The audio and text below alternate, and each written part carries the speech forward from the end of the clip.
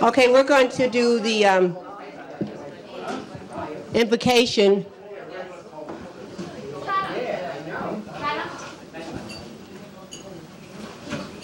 Okay, once we get settled, I know it's... Should I put it out?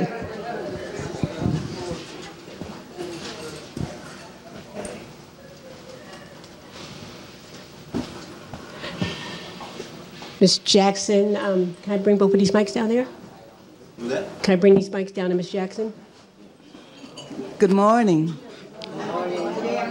Dear Lord, we are the Peekskill Senior Citizen come out this morning to say thank you. Thank you, Lord, for your many blessings. We thank you for letting us get up and get started on our way. And we just want to say thank you. And we praise you and we love you.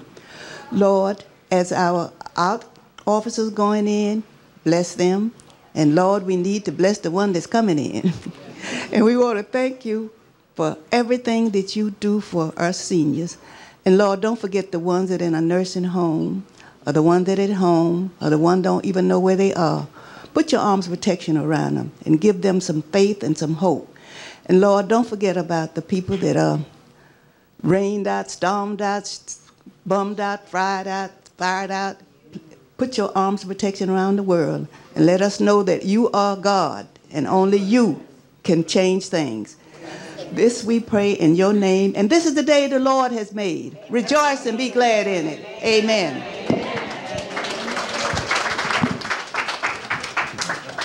Thank you, Ms. Jackson. There's my dance already.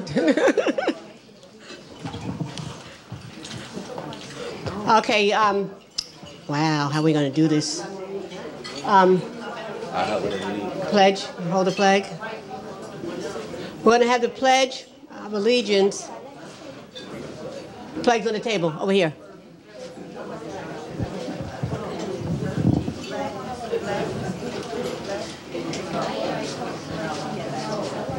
Okay, Andre's going to hold the flag. If you can stand, fine. If not, just put your hand across your heart. Can you lead us, Andre? Sure. Please. Everybody ready? Yes. All right. I pledge allegiance to the flag of the United States of America and to the republic for which it stands, one nation, under God, indivisible, with liberty and justice for all. Thank you. Thank you. Ms. Marcia, remain standing, please. Marcia, can you just come up and we're going to have our song.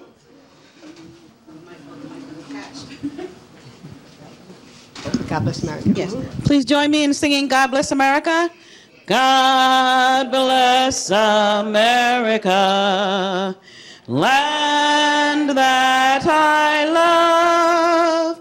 Stand beside her and guide her through the night with the light from above. From the mountains to the prairies, to the oceans, white with foam. God bless America, my home, sweet home. God bless America, my home, sweet home. Thank you. Thank you very much, Marcia.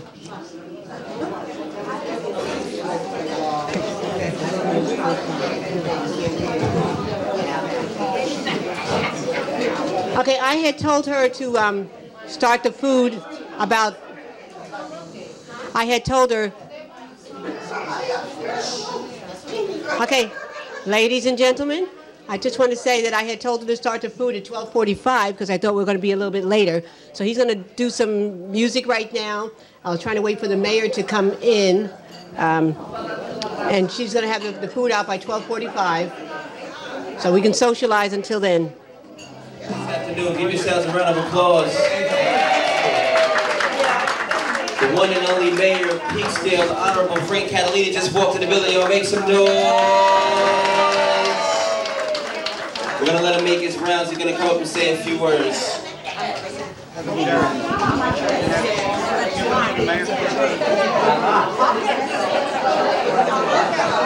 gotta use 2 mics.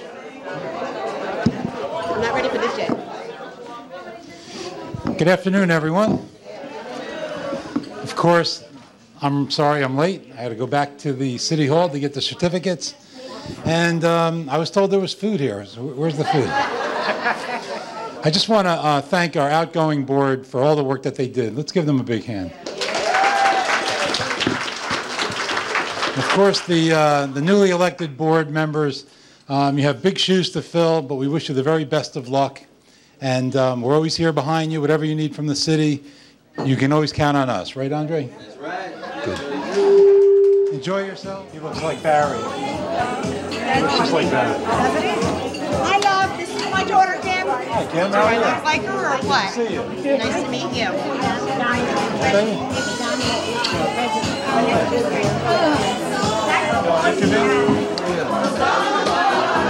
Hi, how are you? How you doing? How are you? So, how are you today? I feel wonderful. And what do you think of the new slate, the new leadership? The new? The new leadership. Oh, I love it. They're going to be wonderful. They already started with a beautiful kitchen, so you start from there where we eat, right? Well, you're always happy here. We have a lot of different good programs here. Thank you. Yes. I used to be the ex-treasurer, so I'll just chip in whenever I have to. Well, we appreciate all that you do for us. Thank you. Thank you, Mayor. Thank you for your support. Thank you. Bye. We're here with my favorite senior, my mother. How you doing, Mom? I'm doing great today. So we don't see you at a lot of these events. You're not a regular. Oh, yes, I am, You but are. I do have other commitments that I also have. Well, what do you think of the new leadership? Oh, I'm great, because we all got our votes in, and so it's going to be great. So you're voting early and often. I have to say, Jerry has done a wonderful job here, and she works hard. And who do you like for mayor this year? Well, Oh, we can't do politics here. I don't want to be prejudiced either. All right. But Well, thanks, Mom. I'd like to say, Thanks for that vote of confidence. can I say one other thing? Yeah. I was at the Elks last night, and they have invited all the seniors on Sunday, 2 to 7, free hot dogs, beer, and music. Excellent. Don't forget the beer. How's it going, friend? Very good. So there's another year, another new batch of leadership? Yeah, so it sounds like at the end of the Jerry Kearse reign. She's been here for a while. She has been. She's, with the term limits, has expired at 4 years, I think it is, altogether. So Wow. She's done a great job. It was a pleasure working with Jerry. I look forward to working with Dominic, but over the years, Jerry came in, like I said, 4 years ago, and she came in at a time when we were without any senior director at the time, and she picked up a lot of responsibilities above and beyond, but I give her a lot of shout outs. So in addition to running this, you also run the Section 8 program. I do, yes. How is it running this program? It kind of runs itself, right? Well, it's a great program. There's 2 parts of it. We obviously have the senior activities, and then we have a lunch program where we do homebound and congregate meals. It's a county-run program, so there's a lot of interaction with Westchester County, documenting our numbers, filling out contracts, filling out different meal logs, and justifying the program. There's a lot of outside the actual center work, but it's very rewarding when you get to see something like this. And we invite all seniors to come down and be participants, either in the nutrition program or the club. Either one, you're going to have a great time, right? Absolutely. Well, thank you very much for all you do. Thank you for your support as well. You got it. Hey, how you doing, Marshall?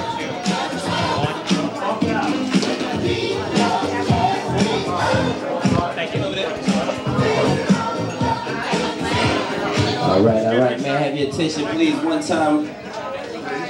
Give it a one time for Mr. Fran, ladies and gentlemen. Mr. Fran Brunel. All right. Hey, great crowd. This is a beautiful place, too. Nice and snug, all right? And we have a nice table here full of our new officers and some of our outgoing officers. I just want to say, as far as opening remarks, it's been a pleasure working with Jerry and her officers over the past 4 years. Let's give her a big hand. All right. Jerry took on the presidency 4 years ago. As many of you remember, we were in and out with a senior director at that time, staff-wise. So personally, Jerry has been a major asset to the city and to my department as well. And I'd also like to thank Mary Simone, Christine Grisafi, Bruni Lindholm, and Gert Kelly for all your support. You guys are tremendous. I mean, running the program, keeping activities going. You did have a lot of support from volunteers within the group as well. And I do want to acknowledge a couple of those. I know Bruni with the birthdays, those of you that volunteer for bingo, those who volunteer, I know Tom and Fran doing the horse racing. I mean, everybody worked together, and that's the way it should be. And I know Dominic, our new guy. I'm probably missing Flo, but that's all right. I was going to mention you later on. I got about a 3-page report on you. No. And I don't mean to slight anybody, but I do have people that I will acknowledge that are coming up. Dominic, I want to congratulate you, and you're going to need all the luck in the world for this, I know. I say that kidding around. You got a good group here, all right? Dominic Lena, who is our new vice president. Cynthia Anderson, who's going to be secretary. And our assistant secretary, Anita Long. Yeah. And back for more punishment, Christina Grisafi. And just to help her along, here we are, Flo Hetty. Good job. With that said, I do want to wish you all the luck in the world. All right, you've got to have the next 2 years of trials and tribulations. Whatever we can do to support from the city, we'll certainly be there. And again, I know you guys will be supporting us as well. I mean, we do a lot of things collaboratively, and I know as far as sitting down with Dominic and his new officers, we'll put a plan in place, with trips and activities coming up. And my last word is, Jerry, I sincerely mean this. You have been a major asset to the city. All right. Thank you all so much. All right. So I'm going to turn it over to Jerry. While I'm thinking of it, I just want to acknowledge 2 officers that have passed on. I think about them all the time, and I don't want to leave them out. Connie Van der Werker, which was our vice president, and Teresa Marino. She was the secretary. So I just definitely want to mention those. I also want, right, I'm talking about the officers. But there's a lot of people if I start with those that have left, but we did have a whole lot. Ray, I just can't, you got to speak, you got to say something.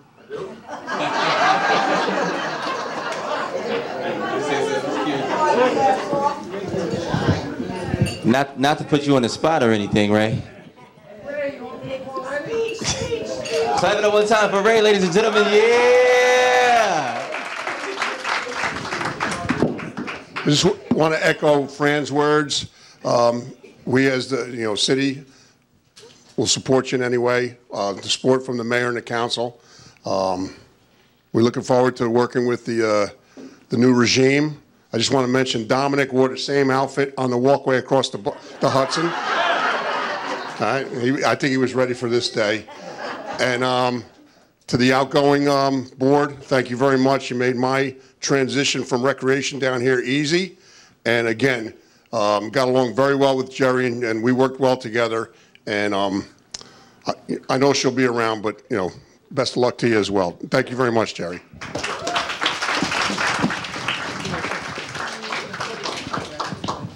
I always try to get my hugs in. Okay, who else? Okay, I think that's going to be it until more dancing until the food comes out. And after we eat, we're going to install the officers. Okay?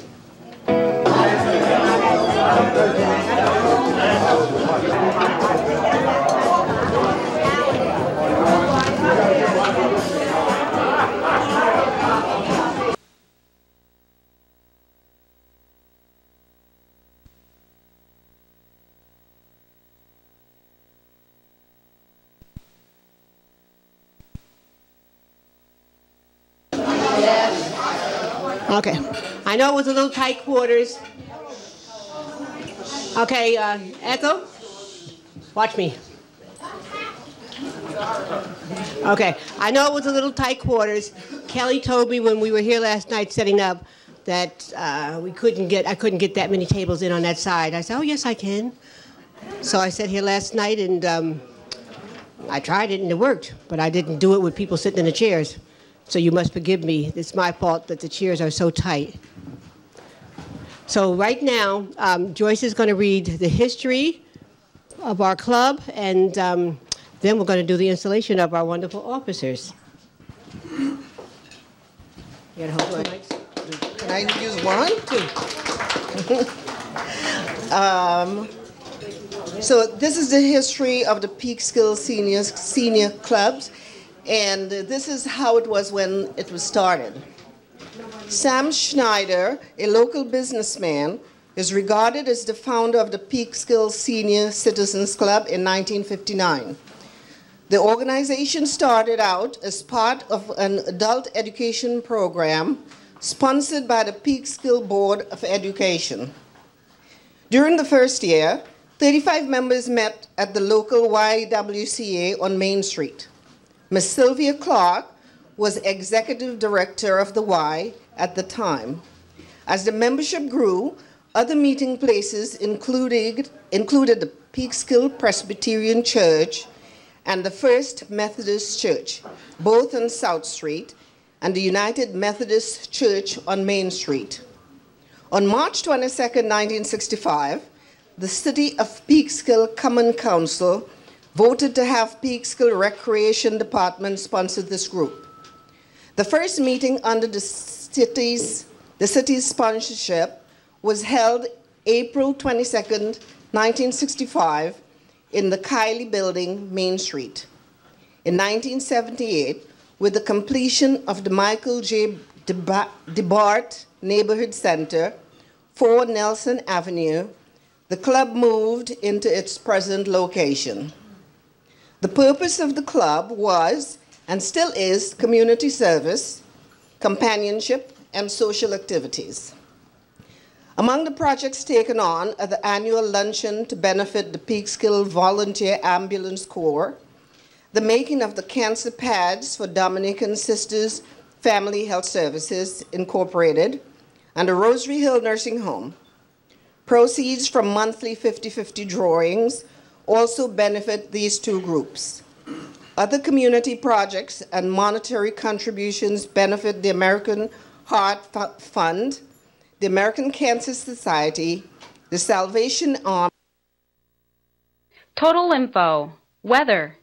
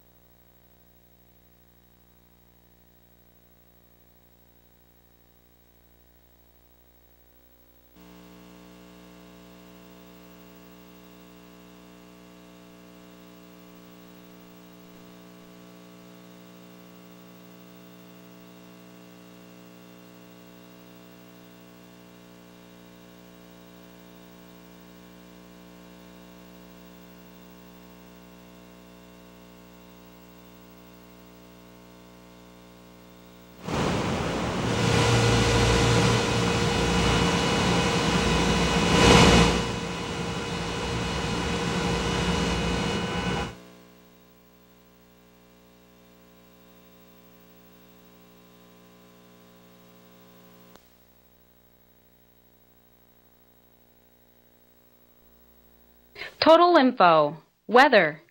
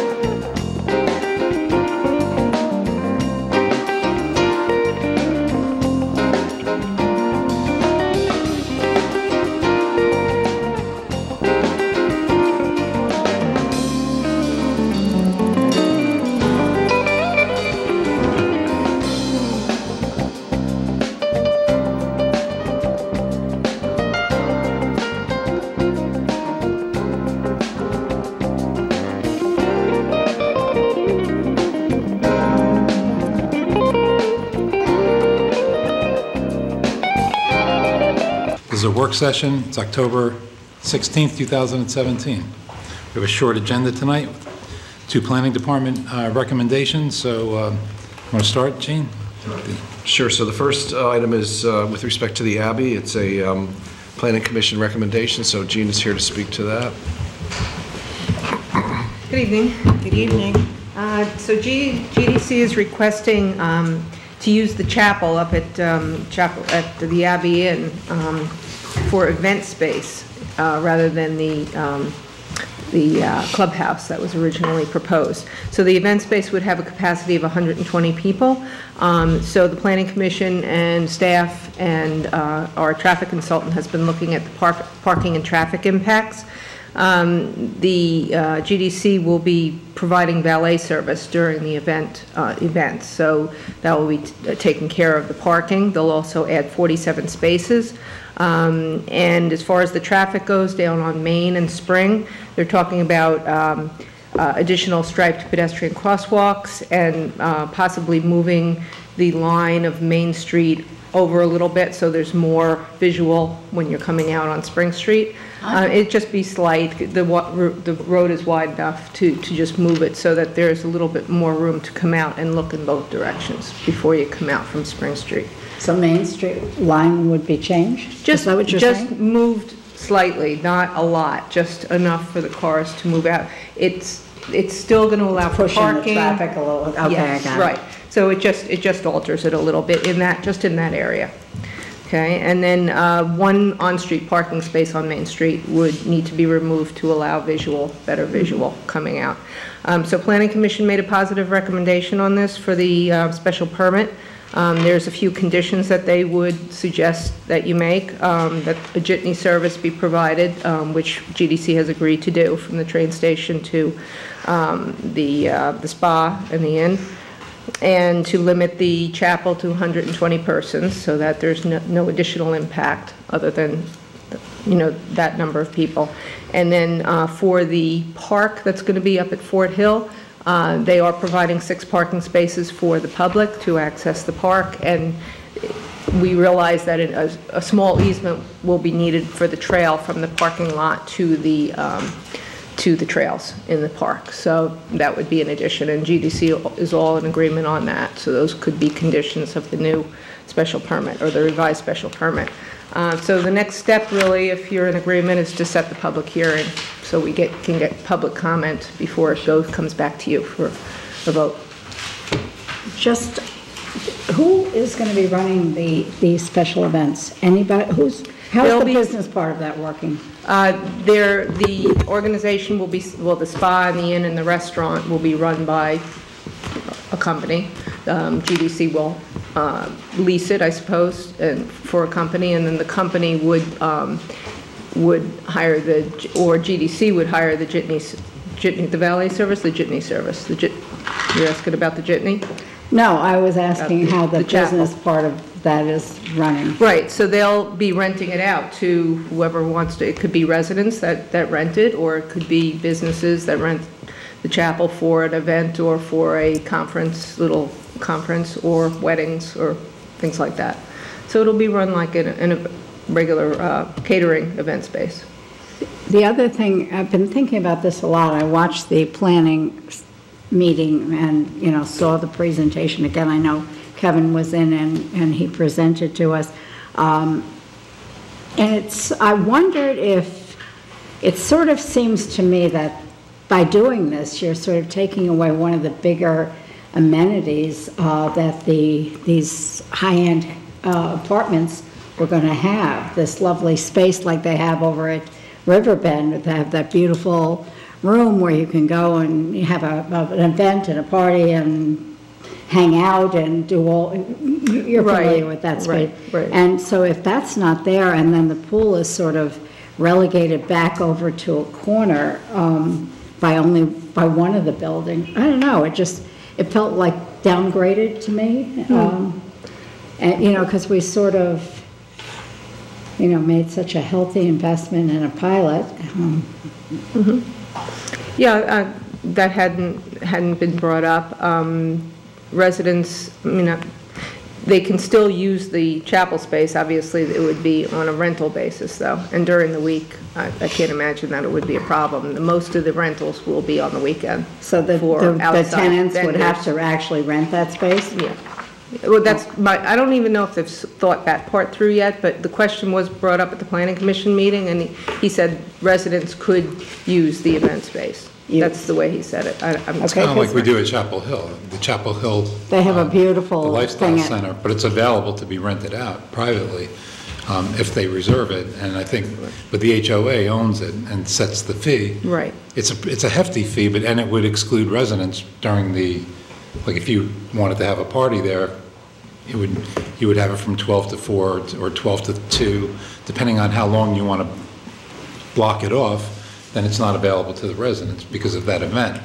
Right. No, I understand that, but if the residents want... I only say that because I think that's what...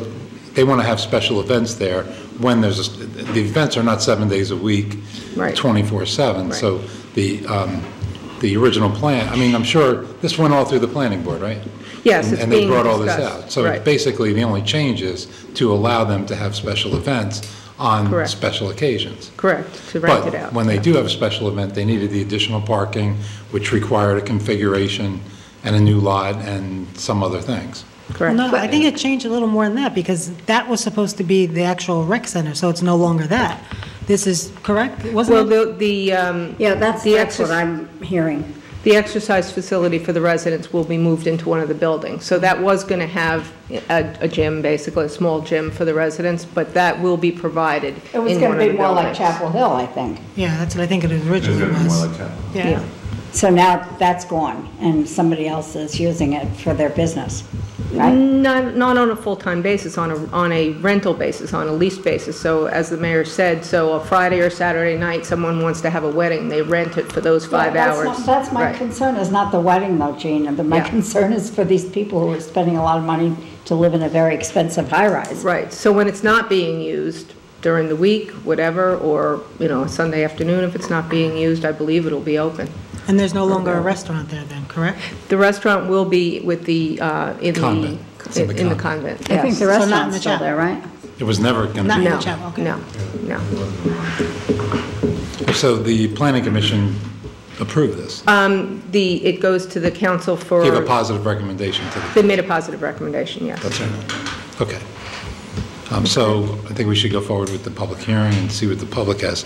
Again, if people that, nobody made an investment there yet, this isn't for sale. If this were a for sale thing, they would have had an offering plan approved by the Attorney General, and now they want to change the offering plan. And if you bought into it at a pre-construction price. For one thing, and you're getting another. And now they're changing it. That's not the case. This is an apartment rental, and people that come and rent will know what the facilities are, because I think as a condition, didn't they require that this be constructed before the first CO is issued on the apartments? I believe so, yes. Yeah, that was a condition, because they didn't want the apartments built and then wait 2 or 3 or 4 years until the balance. So it's, essentially, I guess this is going to be on Ginsburg, but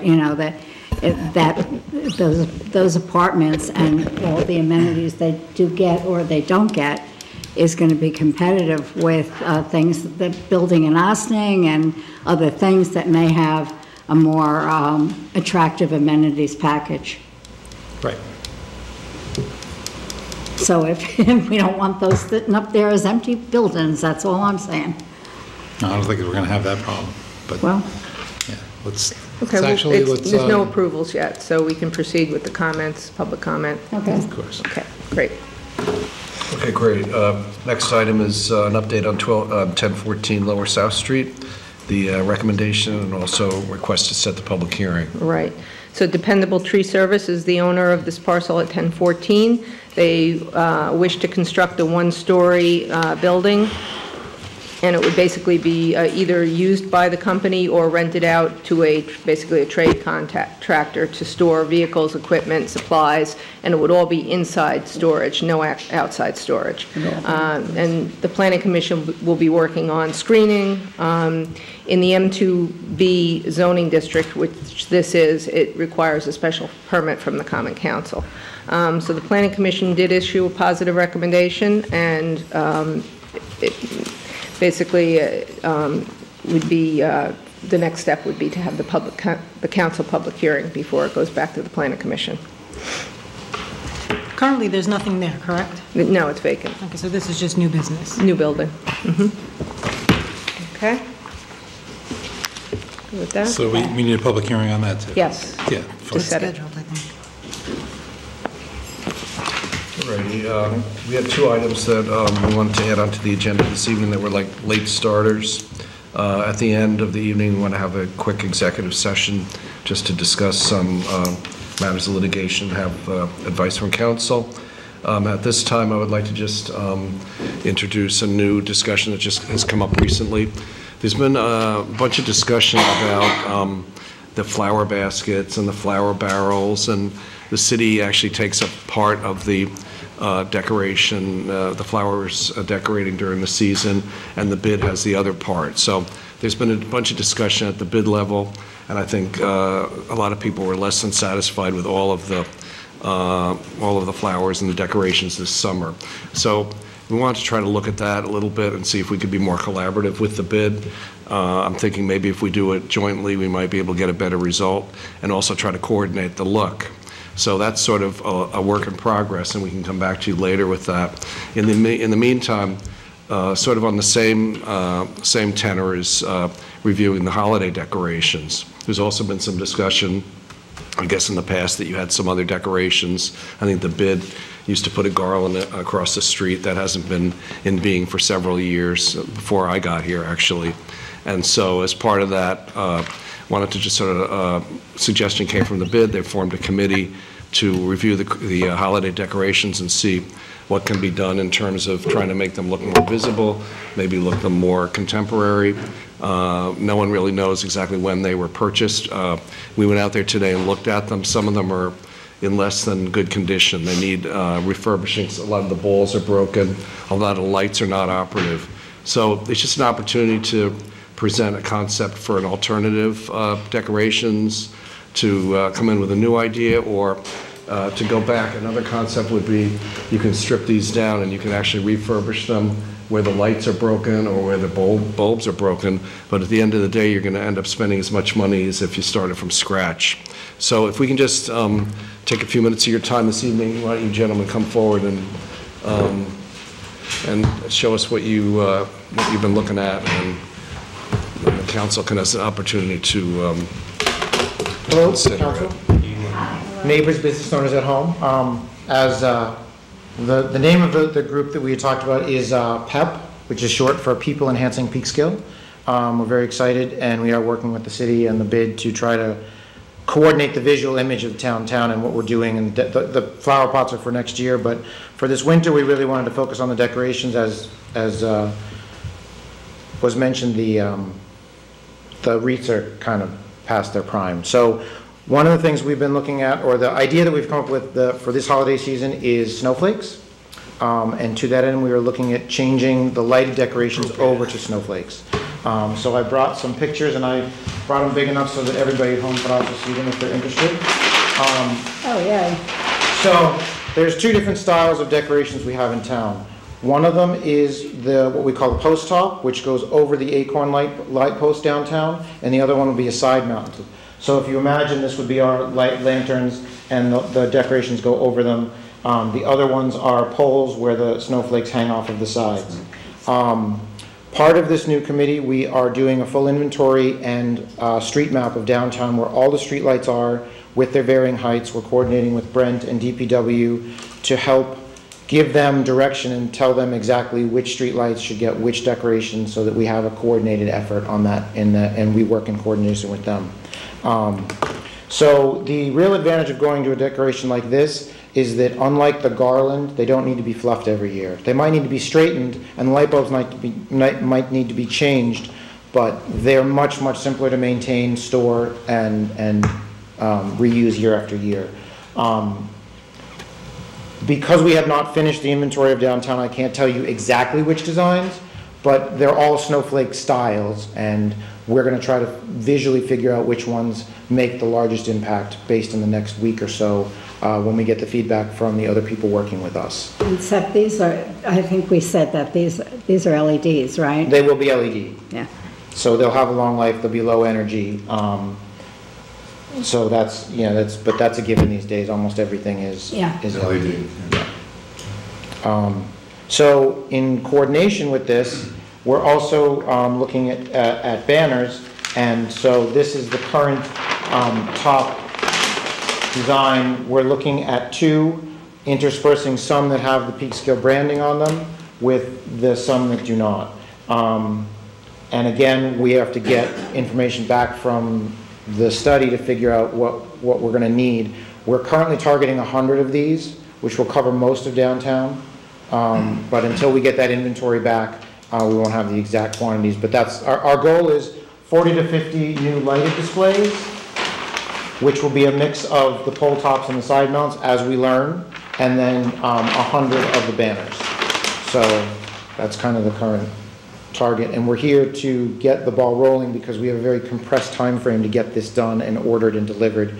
The lighted displays have a 4-week lead time, so if we want to get these here by the 2nd week in November, we got to get that ball rolling and get the approvals going, even though we don't have the exact designs. And the banners are 2 weeks, 2 to 3 weeks. So we have another week to go on the banners before we're up against a critical deadline. Do we have the actual? Are all the hardware? Is all the hardware updated, or we haven't gotten that? We haven't got that information back yet from the site, from the field yet. But I expect to get that this week. Because I know Brent said he's replacing this year 25, if I'm not mistaken. We're going to work with him and then we're also going to work to clean. So many of the poles that we have now have various hardware, different design, different directions, different signs. So we want to work with them to kind of clean up the mess that we have now that's on the poles of years and years of different designs. So we want to work with them on that. So I don't know if you have other questions that I can help answer. I know there were 5 different, I walked around all around town one day. There were actually 5 different banners. Completely different banners, dating back to 8 years ago, probably. Who's the we? You're doing this? Is this the bid? The bid is one of them. That we have people from the bid. We have people from the council. Bid. We have people from the city. So it's a coordinated effort of a lot of different people right now. And it's really volunteers. The PEP. The PEP group. People. Yeah, people. The idea is are we paying for this? There's no money being... That's what we're here tonight to discuss, if you want to. Okay. Yeah, obviously, the bid has no money, for this project. The committee itself right now is volunteer. Yeah, that's why we're here. Yeah, all the work that's... I just want to mention that Sepp and I guess primarily Sepp and Brian did a complete map of the city with using the GIS information from White Plains. He's been very proactive. He overlaid on that all of the lighting map that our lighting company that was in the other week put. So we have a very, very useful and a rich map with many layers on it that you can take on and off of the downtown business district. So that could be handy in the future too.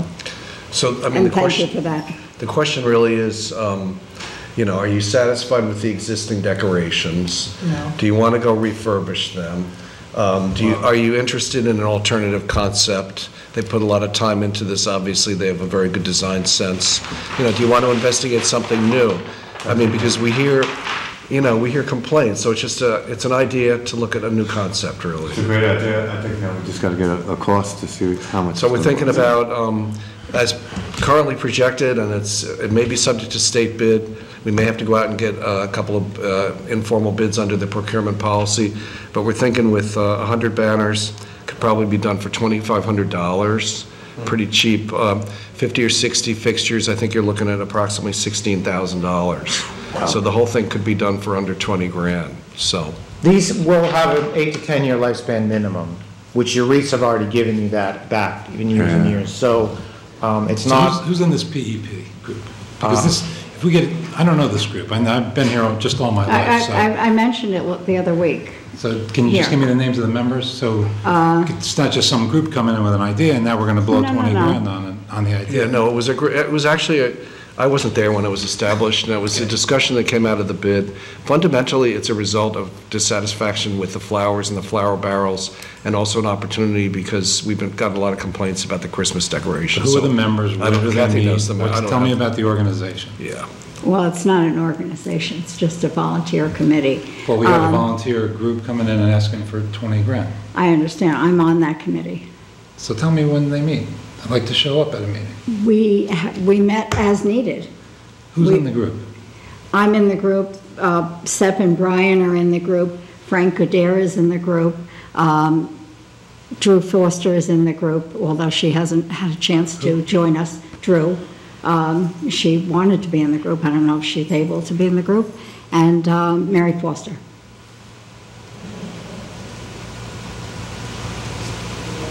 And who's very active in the bid. So who's from the bid involved in this? I am. Mary Foster is, and Drew. You're just the liaison to the bid. I'm on the bid board. I'm not the liaison. I'm on the bid board. I'm a voting member. Okay. When do they meet? Where? The bid meets on a regular first Tuesday of the month. This group, it doesn't meet on a regular basis. This is it. So this is a city initiative. It's basically we are deciding what we should do. It's citizens and recommending that people coming together, putting together ideas and presenting to the city and asking them to say, would you like to do this or not? In the absence of a vacuum of any current design or initiative, we've come together and said, here's an idea. City can say yes or no. The council can vote yes or no on this. That's not what it's about. The idea is we're putting together a coordinated, concerted effort to come up with a coordinated look for the city. The stronger, more imperative ideas that we present, the stronger we appear to the county as a whole. We get more people, more shoppers. We raise everything and take us up to the, continue to rise. Well, take us up to the level that some of the other publicity, we just had a big advertising and things like that. Let's look the part. We have all of the estimated numbers. But the property belongs to the city. So we own the banners. Let me just say that. Let me just say that I went to a bid meeting, and I'm not a member. I went there as a visitor, and I encouraged them, in lieu of offering suggestions or complaints, that they actually activate themselves and try to get together and come up with some ideas, which is exactly what they did. Instead of just having people having the holidays roll around again and people complain because there's no garlands, trying to be proactive and do something. You don't have to, it's just an opportunity. We're currently doing a parking inventory. We're going to come out with a theme at the end of the parking program, have a unified theme for the city. This was just sort of a natural spin-off. These can be attempted to be cleaned up again. I'm telling you that a lot of the bulbs and a lot of the things are broken. I would say more. So, speaking personally, as a person who has developed and produced many Christmas shows over the years, to make those look good, you're 1 to 2 hours per wreath. To literally take everything off of it, what we call fluff the garland, where you straighten all the metal bands of it. So you got 1 to 2 hours per wreath, a minimum of 30 to 40 wreaths you would do. We have 80 of them. So that's 2 weeks worth of work just to get 40 of them looking good. At whose expense? And then they have to happen again next year because they have to get stored. They get flattened when they get stored. So again, the idea of going to a decoration that doesn't have garland on it allows you and allows DPW and whoever else gets involved in the future years to keep these moving and looking clean and sharp and crisp going forward. So that's the reason we went with this design. If there are other ideas that we would like to explore this year, I would say we would miss the window to come up with something new. That's why we're here at this meeting under the urgency. So this is basically we're presenting what's possible. We're presenting what's possible. We're hoping to get the allotted funds approved in that manner so that then when we finally get the street map done, we don't have to delay. Right. That you've already done whatever it is for the procurement process. And what are we doing with the 80 wreaths? I'm sorry? What are we doing with the 80? Garbage? In the garbage? Well, we can hold them. We try to refurbish them. Well, as the DPW has time, maybe they can do the straightening, do one a week, every week for a year. Well, let's just say this. I mean, as we looked at last season, I think everybody got a complaint. I know I got tremendous amounts of complaints. But not only that, when you drove through the city, these were up, and to no one's offense, but they just didn't work. The lights are out. It looked very gloomy. And I know people were coming to me and saying, hey, what happened to Christmas? So as our city is growing and the things are going on, we need to do something. I think it's a great idea. I just want to, the city owns it, though. It's ours. It doesn't belong to this nebulous group that meets when they have to. Yeah, I mean, obviously we're here because it's a city and it's a city undertaking. The bid owns some of the brackets, but, you know, it's really a city function. I see where you're going. Okay, so. I got you. I got you. What? I understand. I didn't understand where you were So going. it Now I was a got it. question of, does the bid own it or does the city Yeah, let own me it? just Is pretend that- I'm the mayor and before I spend 20,000 of people's money. Not you. Could you just go to the next page, Seth, please? It doesn't say Merry Christmas on any of those banners.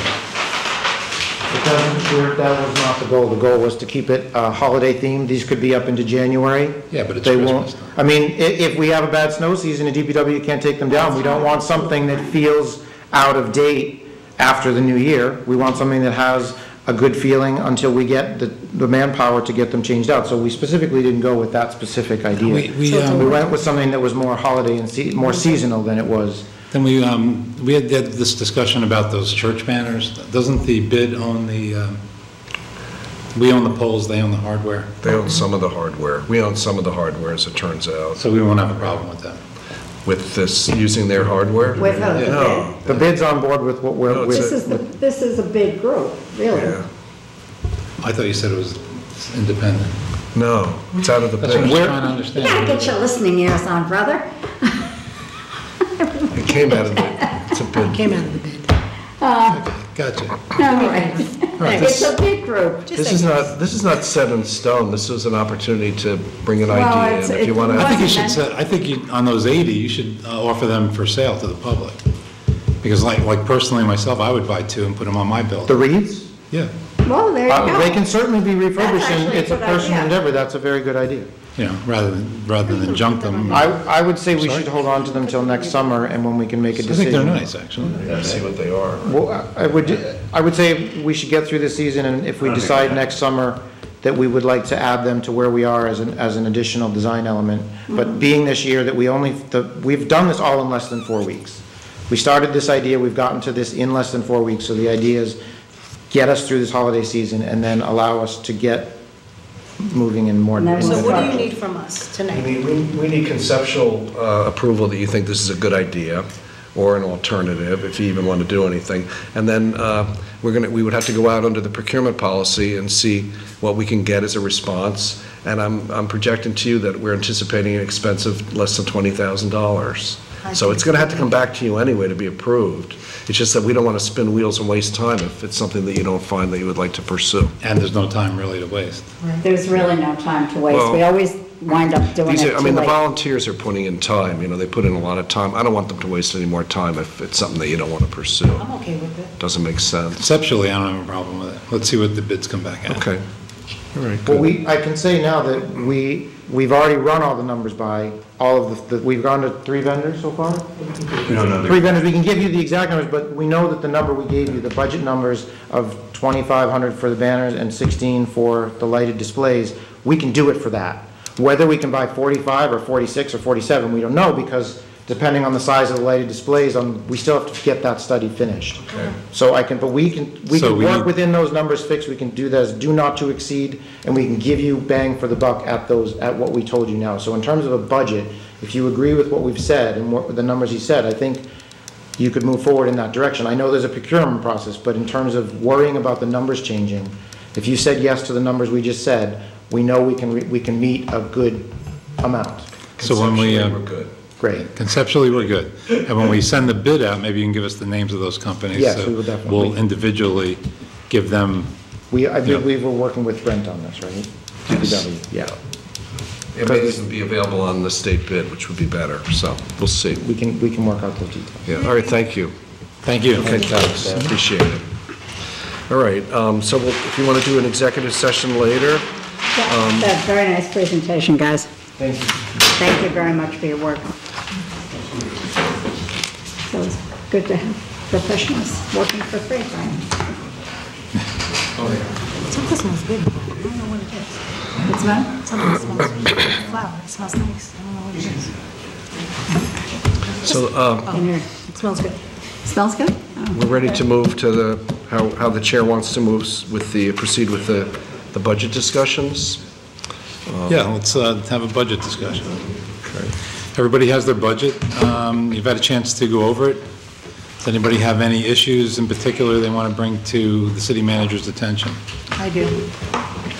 So, taken a look at this, and I had asked Ann at the last meeting, my concern is that, and this is in no way political, this is just to put it out on the forefront so that we don't waste time, but, and correct me if I'm wrong, but this, using the general fund is something that, you know, has been said that the prior administrations had done, and this is how we lost money and so forth, and to me, this looks exactly like what this budget is doing, is using money from the general fund to kind of patch up the budget and make us within the tax cap.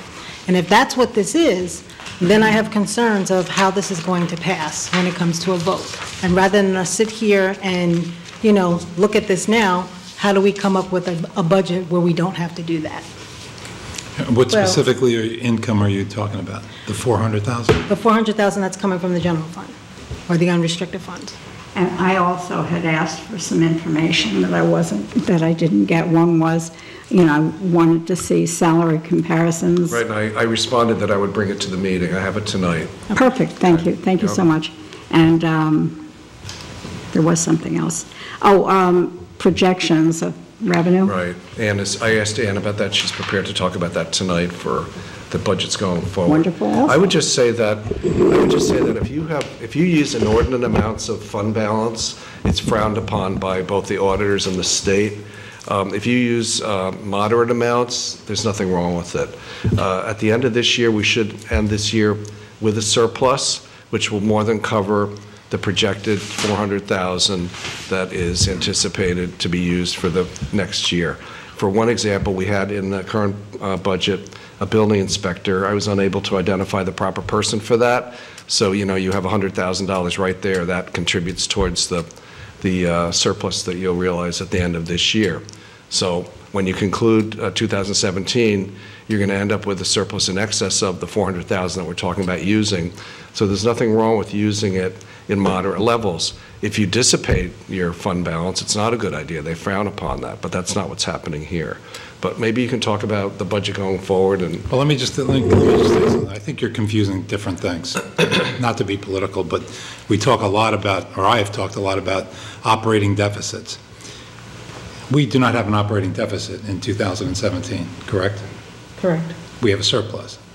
I'm projecting there to be a slight surplus.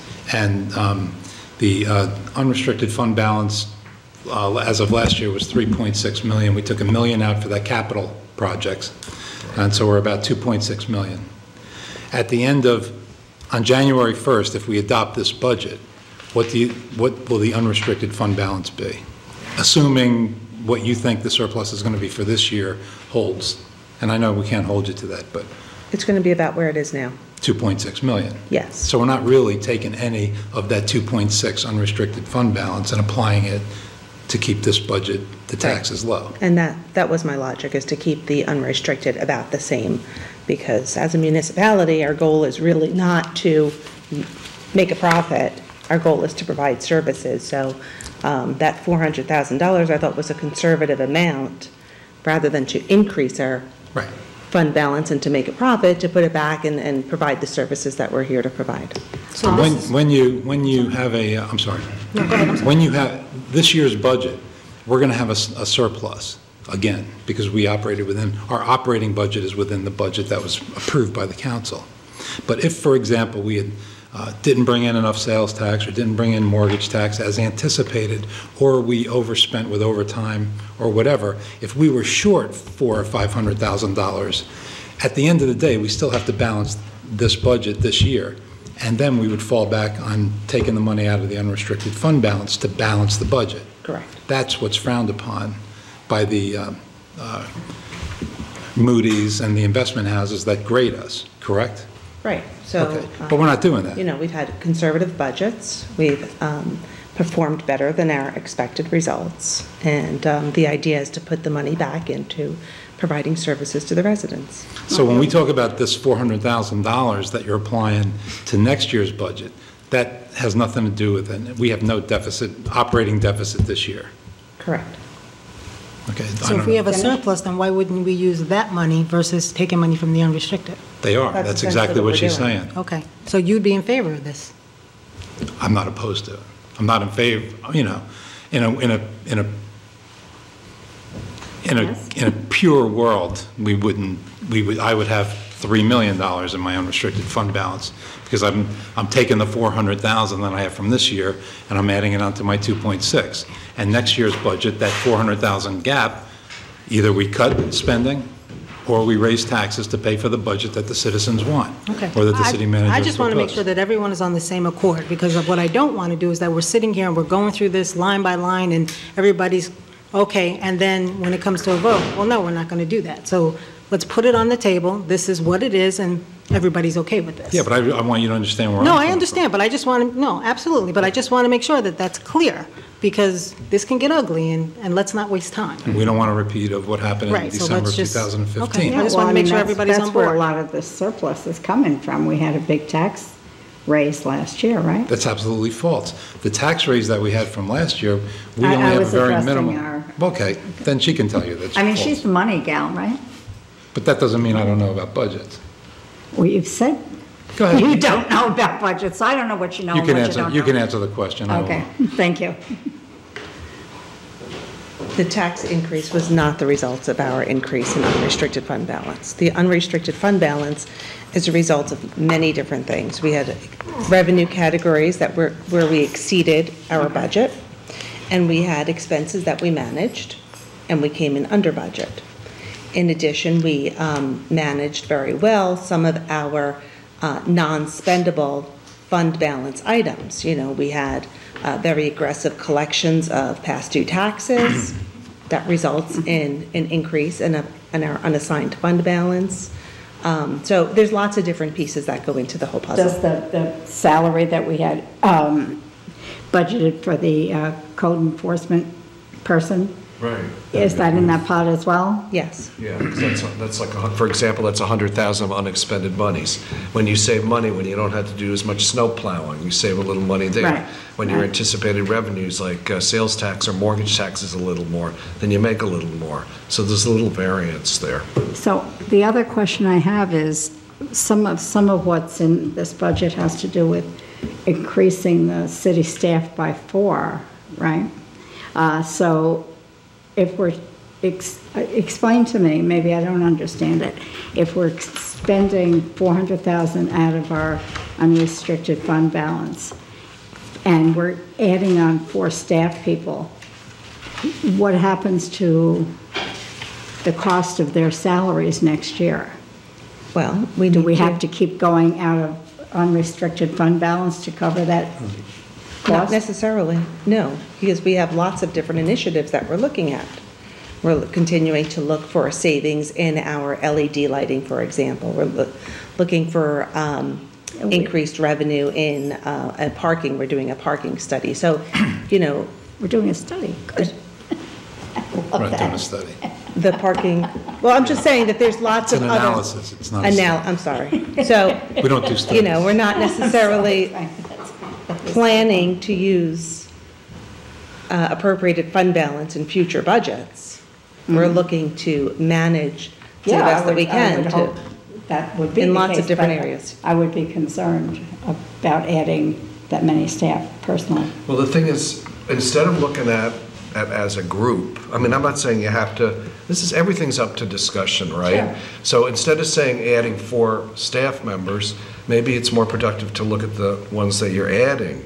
The first one is a police officer, which I understand the department was down from the high in 2012 from 61 positions down to, I think it's 56 officers, is that right? 55. So one was actually added back in 2014, and it's proposing to add one more, and the chief has indicated that the emphasis for this officer would be for the downtown. So it's all a matter of priorities. So this would add an officer, get you back up to 56, and you were at 61. You have a growing community. You have a lot more people coming in. I mean, there's justifications for everything. So instead of just saying 4, I would ask that you look at each individual one and see why they were added. There's nothing arbitrary about it. No. Push it back. I'm not pushing anywhere. I'm just trying to explain so that the Okay. public knows. and so that everybody knows. I'm not pushing anywhere. Okay. I'm sorry that you feel that way. Okay. I'm trying to explain what it's about. Okay. So the chief indicates that he would like to add one for the downtown. You have a lot more residents coming into the community. They need to be protected, and the community's growing. So that's one. The second one is with respect to the fire department. I guess you were up at one point to 28 fire people. You're currently at 24. The hope is by adding one at a lower level that you knock off some of that overtime. So that's the hope on that one. The third one is the deputy clerk. I mean, the clerk has been asking for a deputy clerk for 3 years at least, or at least for every year that I've been here. And, you know, honestly, you know, we've all put in good service here. Not everybody's going to be here forever, but we're trying to prepare the office for the transition that comes when you're looking for a new clerk. So it's an opportunity to try to get a new person in there that can help bolster the office and help plan it for the future. The fourth one is within the Public Works Department for a dedicated parks person, but someone that has the extra skills to deal with all of the parks development that you've had, especially along the waterfront. It doesn't do any good to spend multi-million dollars on a waterfront or any other park if you're not going to maintain it. So individually, I think it's better to look at the individual ones, and if you don't want one, or you know, you have to cut corners somewhere, then let's try to look at it that way rather than you know, bunch them.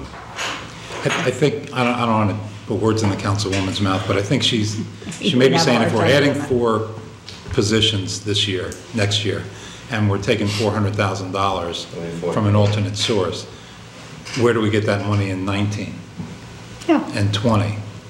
Well, because now once you're adding staff, as we all know, there's all sorts of costs that go with staff that go up every year, whether, you know. Is that your concern? Where do we get the money year after year going forward? Well, sure. Okay. I mean, I would So do you want to tell her what the answer is? I can tell you.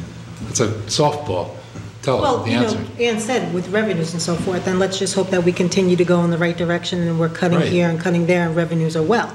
But projected revenues is what you're basing it on, and that's fine, but it's projected. It's not guaranteed money. Right, we've been down that road a couple everything would be times. great. But, you know, if we have any problems, then we're back in, you know, in the same boat again. So, That's so if exactly we're basing it on projected revenues, That's exactly we'd be putting our right. But place there's in the thing is, there's no guarantee in life, right? The thing is, what we have to, I mean, if we're in that position, then we don't fill positions. We do that every year. We have a number of positions that take us a while to fill. We either don't fill positions, God forbid we lay people off. It happens. I've never done it. But if you have sound budgeting, I'm not, you know, if you're cautious from year to year, then you prepare for that, because we have no, you know, there's no guarantee what's going to happen. But the flip side is that this city provides services to its residents for among the cheapest per capita in the county of Westchester. So there's a certain critical mass below which you cannot do. I know that I'm constantly, I'm not going to say beleaguered, but let's say, and there's no week goes by that I don't get complaints. So I know you all have the same thing about garbage pickup, about the parks, about the police, about any number of things. These issues cannot be addressed unless you have the resources to do it. And you're in a position now that you're in it's a little healthier. The city's, you know, substantially healthier. We're able to do some of these things. Part of it is with your new assessments, you're able to spread the tax burden against other property owners. So there's a little bit of a relief for the, you know, the regular homeowner. Exactly right. You're not going to always have that luxury, but there's no guarantee. But I'm just telling you, the trending is very positive. Having said that, who knows what's going to happen? You know, and a worldwide situation could come up, and all bets are off. But Yeah, World War III could start. I've heard I just tell. want to say that you're exactly right. If there's a downturn in the economy, however, we have aggressively, all summer we've been working on this, keeping those expectations for our income very conservative. Yes. And sometimes we've argued over it, right? Absolutely. The entire budget is very conservative, you know. So it's a conservative budget. Could you just explain to the public, I mean, we know the answer, but our transfer tax was greater than we had budgeted for. So in other words, we took in more than we thought we would as a revenue stream. Can you explain why that is not added to the unrestricted fund balance? Okay. Well, This council has decided that all income that we take in for transfer tax goes directly towards a restricted fund to pay for our firehouse. So in the budget, it's been in place since 2000 since its inception. Since the inception, and it's paid off because now, this year in September, we went out to the market. We bonded long-term serial bonds for our firehouse. Our annual interest and principal responsibility is going to be $925,000, and we're taking that money out of that fund, so that's not affecting this tax rate at all. So in the budget, when you see that for 2018, there's only a revenue of $500,000 budgeted, it's not because we're expecting that. It's a conservative number, but that number has no relevance at all on our tax calculation, because you'll see an expense coming out for that same $500,000. It's a wash. And what was it? What was the income this year so far? So far, we're about $900,000. Exactly. So even if we took in $1 million, and looks like we will, we take in over $1 million, and we only anticipated 500,000. We're still keeping that projection at 500 going forward. Correct. It's a conservative number. There's a little cushion. Well, either way, that number goes straight to our reserve. So. I mean, it does go right into a fund that has, what's the current balance on that fund? 4.2 million. Yeah, 4.2 million. So the thing is, it's got 4.2 million towards the firehouse. You're using 900,000 a year, so you're covered for quite a while going forward. And as long as it's strong, you're fine. So as long as the real estate market is strong, is what you're saying, right? Because right now it's red hot, and so I hear. Well, you're banking. So if we didn't take in a dime, we're good for almost 5 years of payments with nothing. And if we bring in, say, $8 million next year, we can then get rid of the transfer tax, because that would pay off the bond. Correct? Well, most of these buildings that we're building, like the Carney project, and they'll come online next year. They won't come online at the earliest, I guess, until next summer. Carney is talking about. I think that's when, or maybe he's even starting to look to rent now. I mean, you know, you do partial assessments on your projects too. So even though you don't have it fully assessed and it's not fully occupied, you're still getting a partial assessment. So every taxable status date, whatever's in the ground is being assessed, but it'll probably be fully assessed next June. So that'll be affecting your 2020 tax roll. I think the next year or two, you'll see a lot of these buildings come online and affect our budgets, as far as helping us out. Well, I mean, how much will they help? Why don't we talk about the projections? Well, when new properties are coming online, it increases our assessment. And all it does is it takes the levy that we have adopted, and our levy is controlled by the tax cap formula. So it takes that levy and distributes it over the tax assessment. So those properties coming online aren't necessarily bringing in more tax dollars. Our tax dollars is set by the tax cap calculation. All that levy is doing is spreading out the taxes over more people. How does that impact homeowners? It impacts homeowners because as our assessment goes up, the tax cap formula is based on two things. One, it's based on inflation rates. The second is based on, for Peekskill, each community is looked at individually for your tax-based growth factor. So as our tax-based growth factor goes up, we're allowed to have more flexibility in our tax cap formula.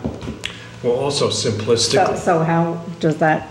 So if our can you break it down for the average tax homeowner?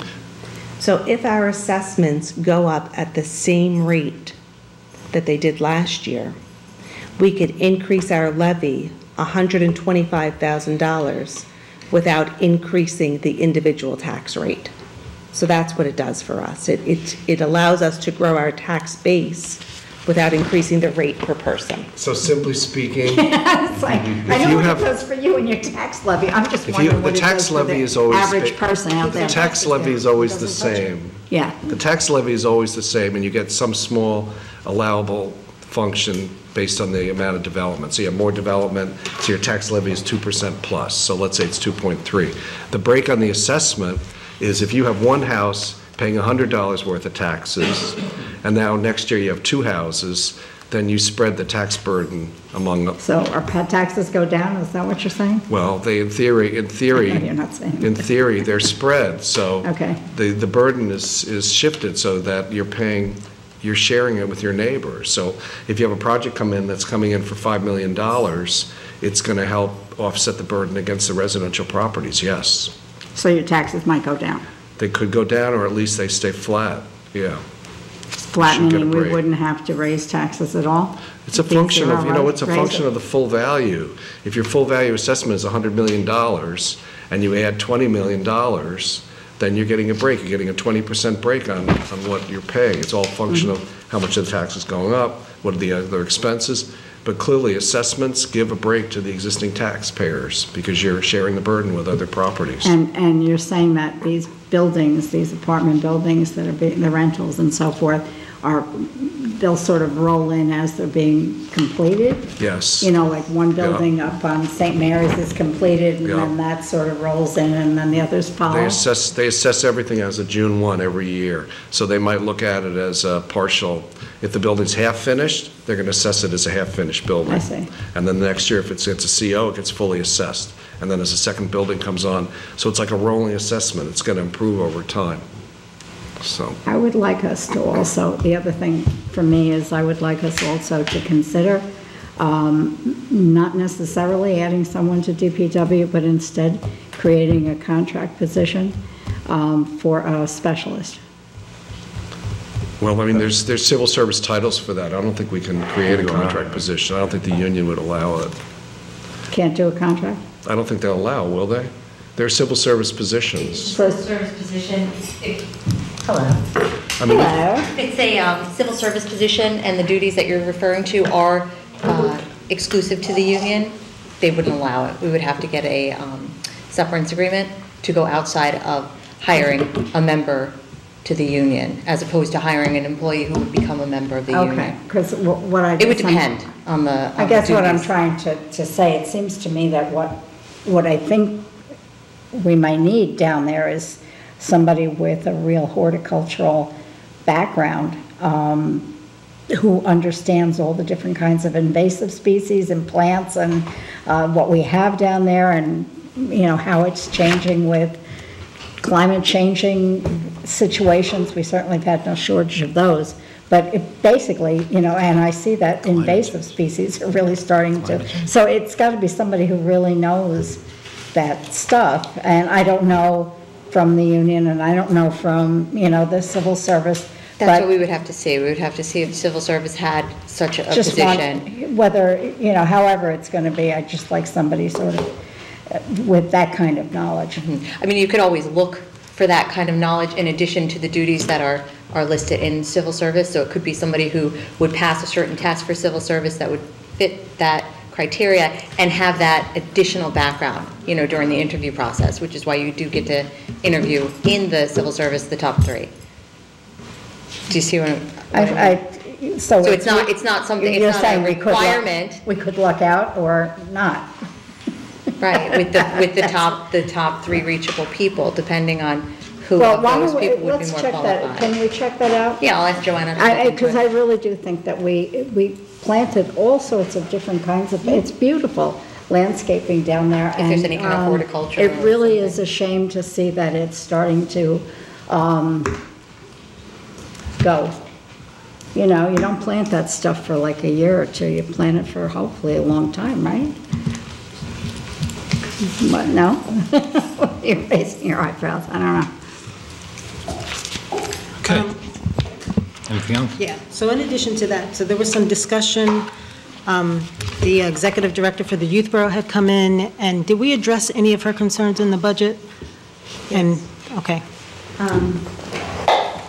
A part-time person was put in there as a administrative to be on the ground A floor. part-time administrative person? No, yes. Administrative, as if to answer telephones, and that greeter position we were looking for? In other words, she was looking for somebody like a greeter at the front door, I think, so that they had some control over who was coming in the building, or at least they knew that.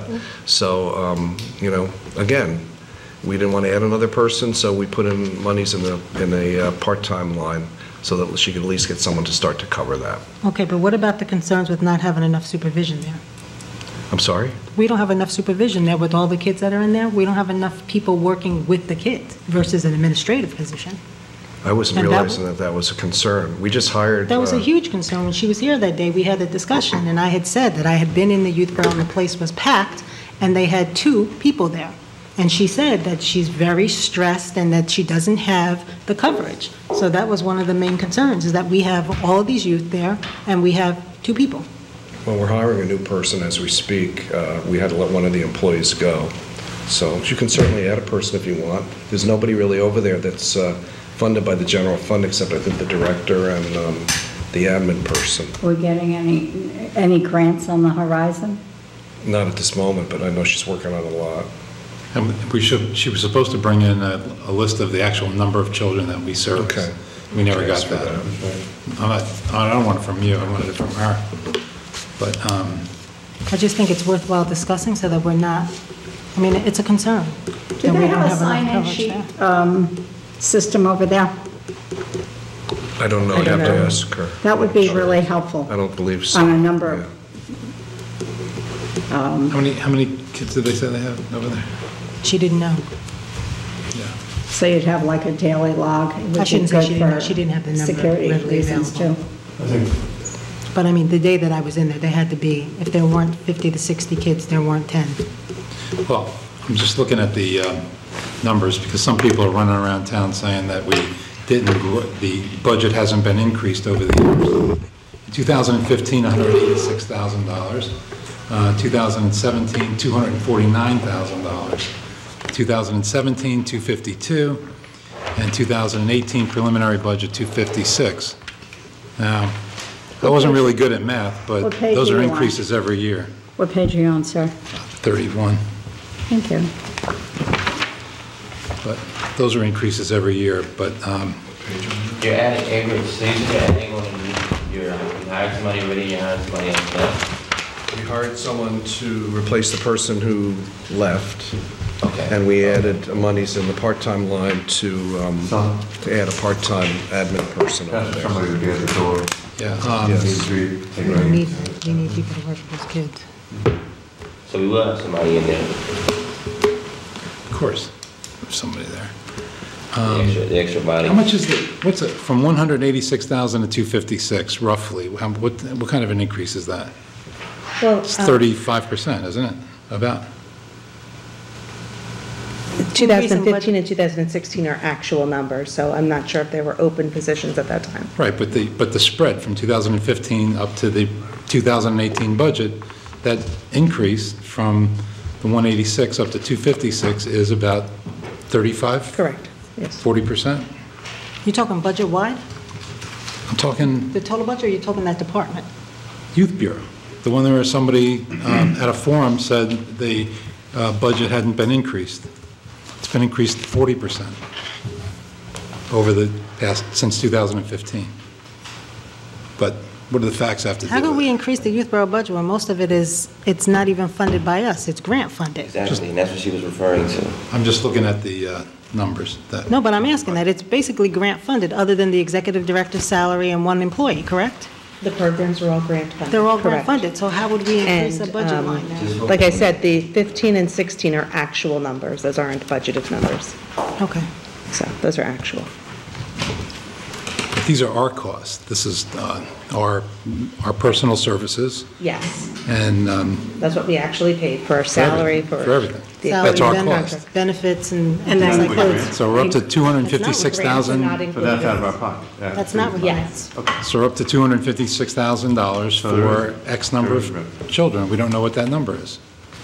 Well, Yeah, but that's more not for than- children, you're that's more for than that, though, salaries. Frank, because When that, you- when you include the grants, right. for the kids, you have to add the grants into that. Yeah, we don't have that. No, but that's just because it's salaries, those part are of our not, budget. and salaries and our cost. Salaries, the That's not operation programming. costs, and Vehicle it's the maintenance, equipment, building it's for the maintenance. They have part-time. vehicles? I got a vehicle, right? They have one vehicle. $500. Well, It's rarely that's used. budget. I mean, what's the actual on that? Well, actually, would be One Right, year but it that's was just my concern, that was 152, and addressed. it's not a lot. And the other issue, where were we putting in the budget for the holiday, not just holiday, but we were talking about putting together a line to address some of the things, some of the events in town? Yes, so on page 32, there's a celebrations department. So $75,000 was budgeted. So in there you have the cost to run those events, the overtime, as well as the cost for the expenses that we talked about, the fireworks, the, I believe it was fireworks for 2 events. And where So we're budgeting going- 70, I'm sorry, Kathy, go ahead. I'm sorry. You're saying that if we were to go forward with our decorations for this year, the money is there in the budget this year someplace? We would find money in the current year's budget for that. For one of those people you didn't hire or whatever. Okay, got it. Cuts down on the surplus. Correct. There you go. Okay, anybody else? Andre, you have any specific comments on the youth budget? No. Good. Okay. Liaison reports? Councilman Rainey? None today. Okay, wait, I have another question. This is our only budget discussion? Unless you have any other issues, you want to bring it up? You want it on for another meeting? Yeah, Yeah, I put it mean, on for I'd like Yeah. to see projections. Let's put this down, you know, for Rich, revenue on our and stuff. next Can we go over CAL that session. stuff? It's all right here. That's, I mean, if we wanted to go over it now, we could. Okay, I mean, What does she want to go over? Can we take a few minutes? Can we take a few minutes just to talk about the projections so that people are satisfied? Okay. So, if you're in the general fund tab. Yep. I think the easiest way to look at this is if you go to the first page, revenue and expenses by function. So what you have here in front of you is you have your actual expenses for 2015 and 16. Let me just, here's what to check. Okay. Okay, so on the left, you have your actual expenses for 2015 and 16.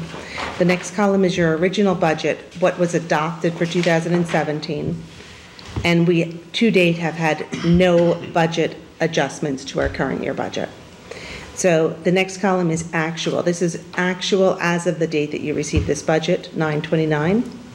And the projection, I've projected out to the end of this year where I expect revenue to end up. And these are my best guess numbers. 38, 70, 77? What page are you on? I'm on page 1 of the Page general 1, funds tab. Very beginning. Next page.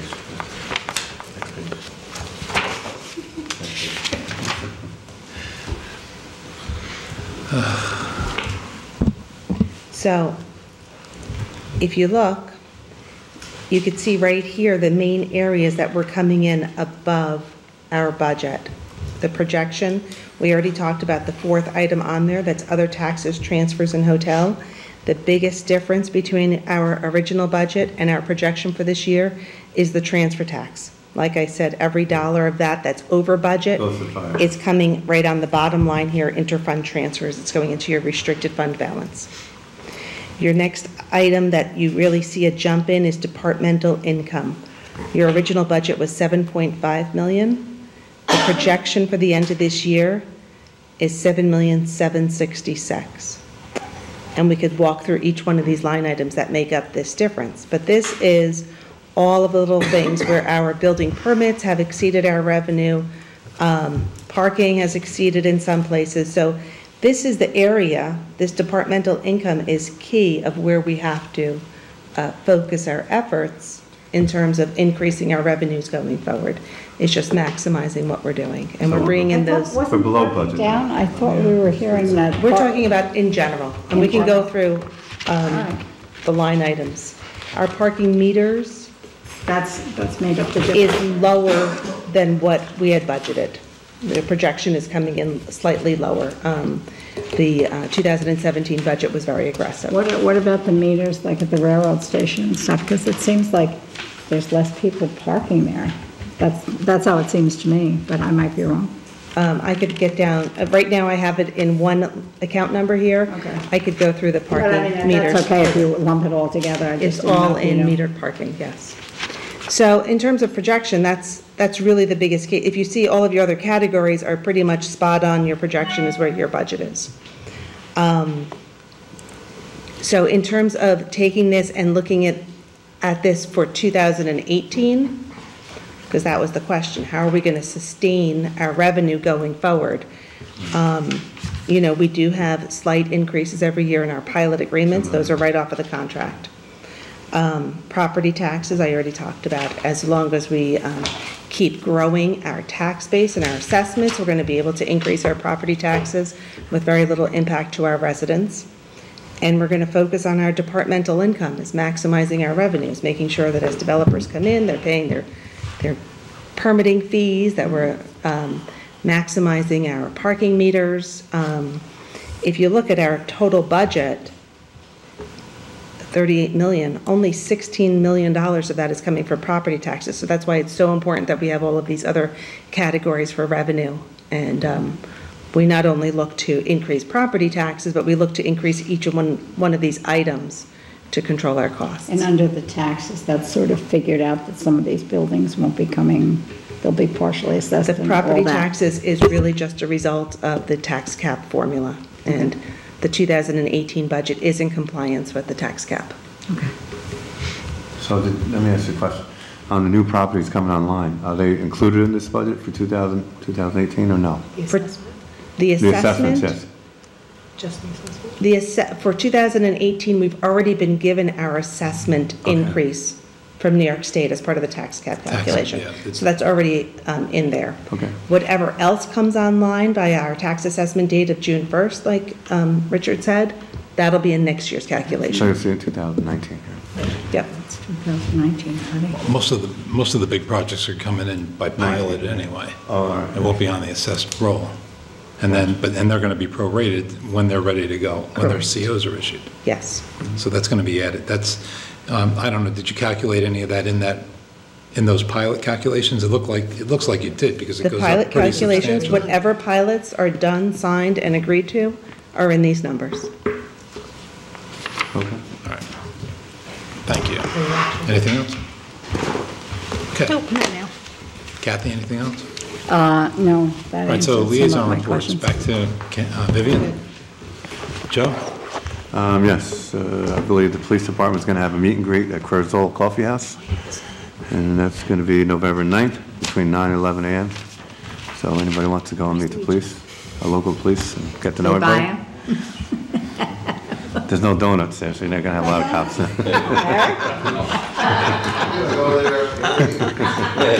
How can you have Kathy? coffee and no donuts, really? Any liaison reports? No, I think most of what I had to say was said already with All the right. decorations. I got a couple. Westchester Magazine listed their 10 best places to live in Westchester County. It's the first time the city of Peekskill has been listed in Westchester Magazine since, I believe, late 90s. So we're right up there with Katona, Chappaqua, and some of the other non-mentionables, but Peekskill must be doing something right. Yes, we must. The Human Relations Commission wanted to have a meet and greet for the community. I told them that we don't open City Hall on weekends for that stuff, but they should do it one night during the week, and I said that they could use this room, but they have to check with the city clerk to make sure the room is available. We don't have any money in their budget to do to give them money for refreshments. Can there be money in their budget?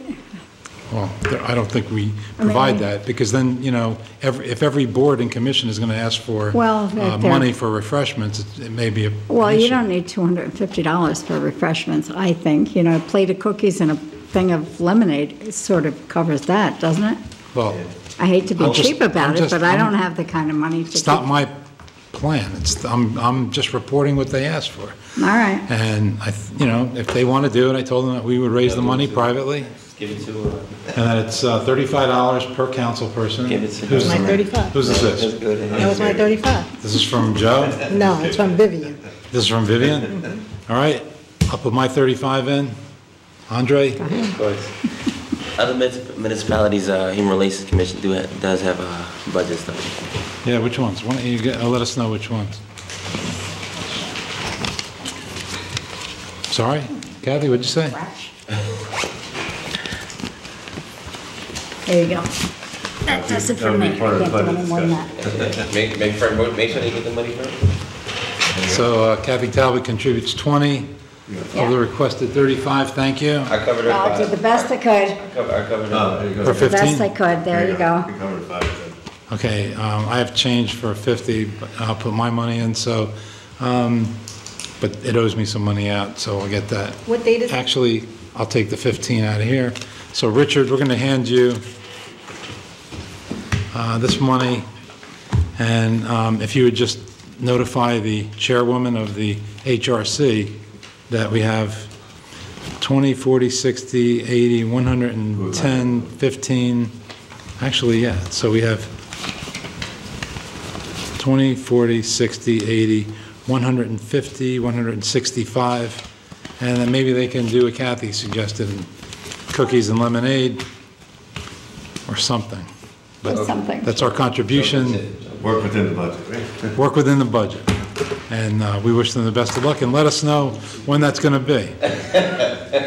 I The really mayor do. likes chocolate, whatever they buy, tell them. I and I'll really be do there. think we could afford to fund the boards and commissions a modest fee so that they could do outreach and things like that. Come on, people. Do we have a motion to go into executive session?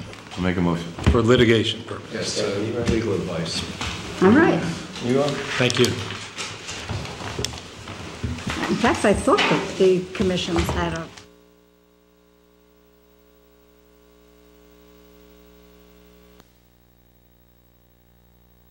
Total info. Weather.